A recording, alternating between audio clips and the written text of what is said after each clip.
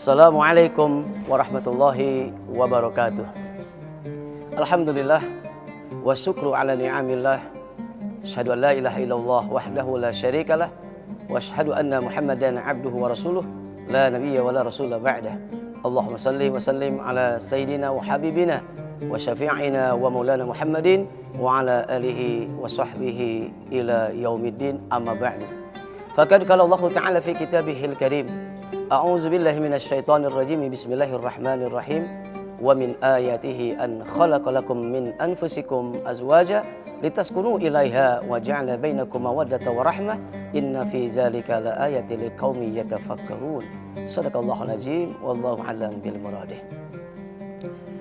Pemirsa Digdaya TV dimanapun Anda berada, bertemu kembali dengan saya Ustadz Edi Maula Mansur atau Ustadz Halilintar dalam acara Cara Cari Pahala Indahnya Islam.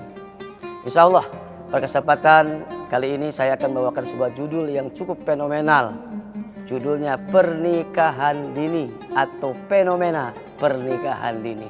Yang Masya Allah kalau di zaman dulu nggak jadi satu masalah. Kalau di zaman dulu orang tua kita hampir semuanya adalah pernikahannya dini. 12 tahun, 15 tahun, 17 tahun itu udah dianggap tua. Ya. Tapi alhamdulillah mereka sampai kakek-kakek, nenek-nenek, punya buyut, punya cucu dan seterusnya. Tapi Masya Allah di zaman sekarang yang namanya fenomena pernikahan dini menjadi satu isu yang kurang bagus. Menjadi sesuatu yang tidak lagi populer. Sesuatu yang seakan-akan itu menjadi halangan, menjadi sesuatu yang aib. Bahkan pemerintah kita sekarang telah menerbitkan sebuah keputusan melalui Departemen Agama, KUA seluruh Indonesia, perempuan boleh menikah adalah genap di usia 19 tahun. Artinya sudah betul-betul dewasa. Pemirsa Digdaya TV dimanapun Anda berada, pertanyaannya, bolehkah kita nikah dini? Menikahkan anak kita dini atau justru haram? Ini kan pertanyaannya. Nah, kita jawab. Rasul sallallahu alaihi wasallam bersabda, "Haqqul walad 'alal walid salasatun asya." Kewajiban seorang tua kepada anak itu ada 3. Pertama nih, ayuhassina ismahu idza walada. Berikan nama anak kita nama yang bagus. Dimulai dengan nama hamba Allah, Abdullah, Abdurrahman, Abdul Razak, Abdul Ghafur, Abdul Rahim dan seterusnya. Atau dengan nama-nama Kangjeng Nabi. Diawali dengan Muhammad, diawali dengan Ahmad, diawali dengan Mustafa, atau nama nabi-nabi yang lainnya, Ibrahim, Ismail, atau nama Nabi Daud, Nabi Sulaiman, silakan.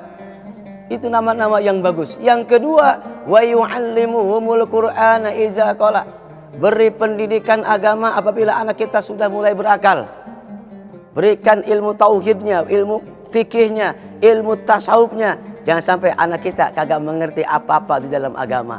Dan yang terakhir, wa yuzawwijuhu idza arada. Menikahkan anak kita apabila anak kita ini sudah mau. Pertanyaannya, sekarang zaman modern Ustadz. Sekarang nih zaman digital. Zamannya era keterbukaan. Sekarang mengakses video-video yang semi itu sudah gampang banget. Udah muncul sendiri. Kedewasaan anak sekarang lebih cepat daripada orang-orang tua kita dahulu.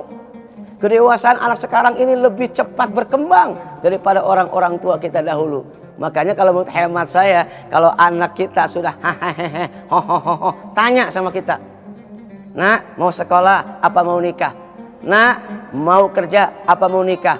Kalau laki-laki, maka kitalah yang membiayainya. Nikahkan anak kita. Kalau perempuan bagaimana Ustaz? Kalau perempuan bagaimana orang tuanya?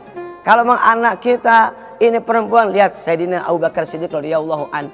Beliau menikahkan Siti Aisyah kepada baginda Rasul di umur 9 tahun.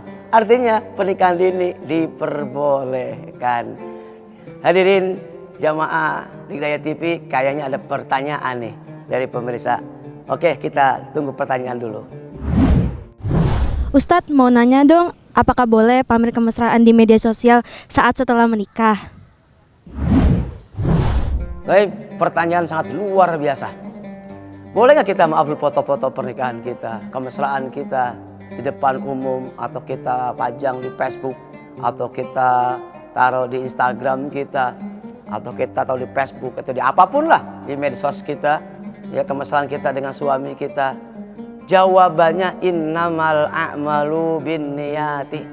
Sesungguhnya perbuatan itu bagaimana niatnya.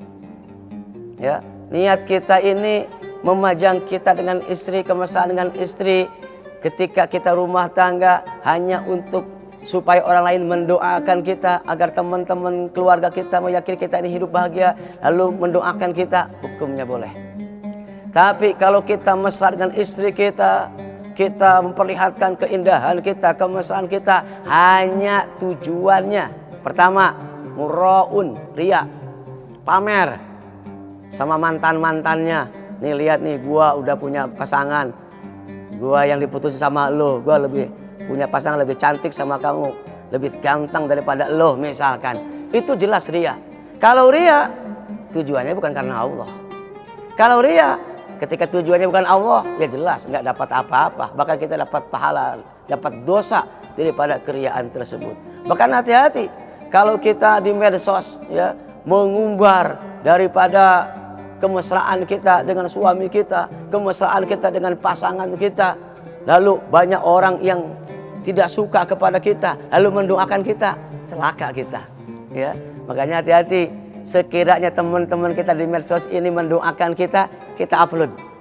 Jadi baik pemirsa, kita akan kembali setelah pesan-pesan berikut ini.